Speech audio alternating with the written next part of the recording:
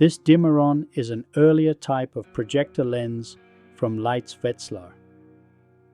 You notice that because there is less sharpness than the later Colorplan, despite that, there is a beautiful bokeh to make under the right conditions. As expected, it was not difficult to adjust the lens barrel.